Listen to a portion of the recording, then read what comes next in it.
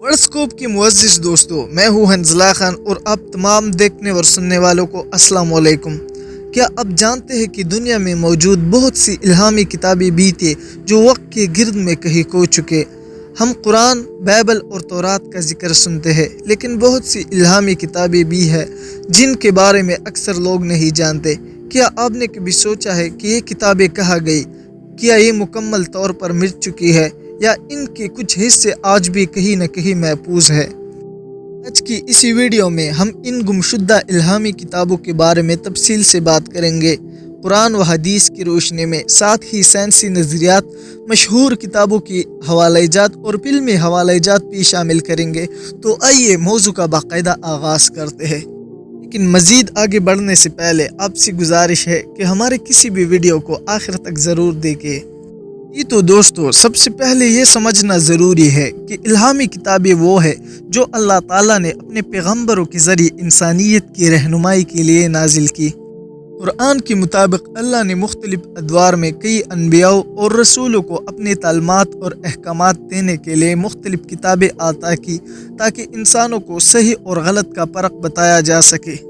सूरह फितर आयत नंबर 24 में अल्लाह ताला फरमाते हैं, और कोई कौम ऐसे नहीं गुजरे जिसमें अल्लाह ताला का डर सुनाने वाला ना आया हो।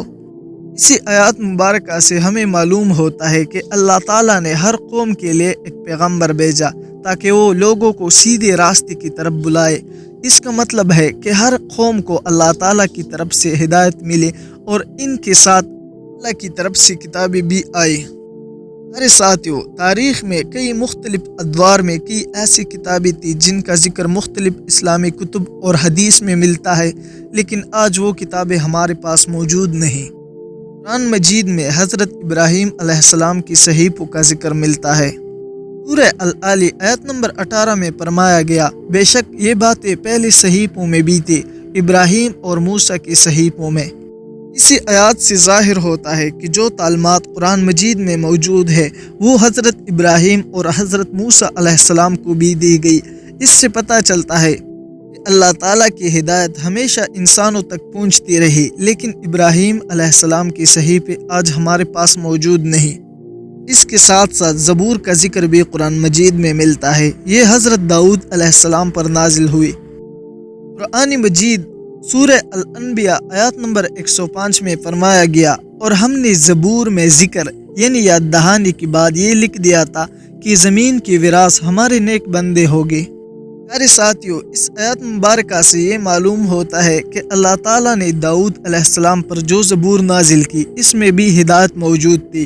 ये किताब आज मुकम्मल तौर पर मौजूद नहीं, लेकिन इसका कुछ हिस्सा बाइबल में शामिल है।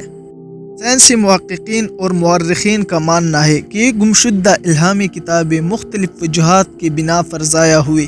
प्रोफेसर क्रेन आर्मस्ट्रॉन्ग अपनी किताब अ हिस्ट्री ऑफ गॉड में लिखते हैं कि तारीख़ के मुख्तलिफ अदवार में मजहबी तहरीरों को जलाया गया, छुपाया गया या तब्दील कर दिया गया, ख़ास तौर पर वो किताबें जो मुख्तलिफ मजहब के पैरोकारों के दरमियान तनाज़े का बाइस बनते थे। ये बात हमें ये समझाती है कि इन किताबों की ज़ाया होने की एक बड़ा वजह मजहबी और सियासी इख्तिलाफ भी हो सकते हैं, और फिल्मों में भी इन गुमशुदा किताबों की तलाश करने का मौजू बनाया गया। मिसाल के तौर पर द फिल्म ऑफ इली में एक ऐसी किताब के बारे में दिखाया गया जिसे एक इंसान दुनिया के खात्मे के बाद भी बचाने की कोशिश करता है, क्योंकि वो किताब इंसानी बका के लिए अहम मानी जाती है। हालांकि ये फिल्म फिक्शन पर मबनी है, लेकिन ये हमें सोचने पर मजबूर करते हैं कि शायद ऐसे गुमशुदा किताबें कहीं न कहीं अभी भी मौजूद है। प्यारे साथियों, इस्लामी उलमा ने अपनी किताबों में इन गुमशुदा इल्हामी किताबों का जिक्र किया।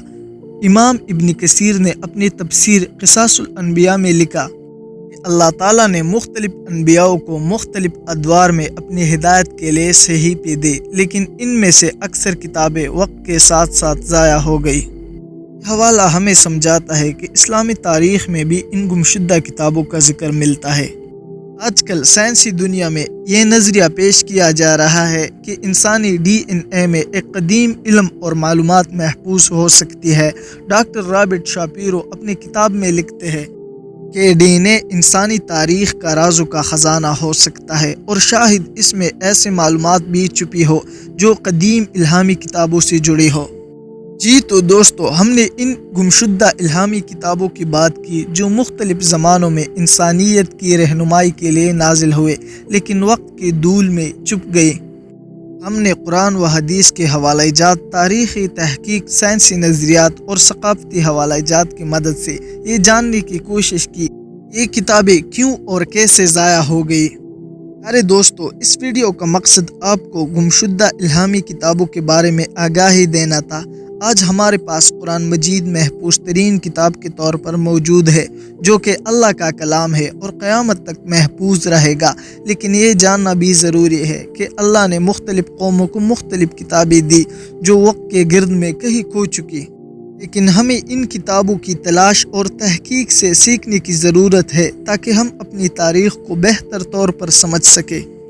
آخر میں آپ سے ایک سوال پوچھنا چاہتا ہوں، کیا آپ کو لگتا ہے کہ یہ گمشدہ کتابیں کبھی دریافت ہو سکتی ہے؟ اپنے خیالات اور رائے کمنٹس میں ضرور شیئر کیجیے۔ میرے ساتھیوں، آج کا ویڈیو اتنی تک تھی۔ اگر آپ کو یہ ویڈیو پسند آئی تو اسے لائک کرتے ہوئے چینل کو بھی سبسکرائب کیجیے تاکہ ایسے مزید معلوماتی اور دلچسپ ویڈیو کا سلسلہ برقرار رکھا جا سکے۔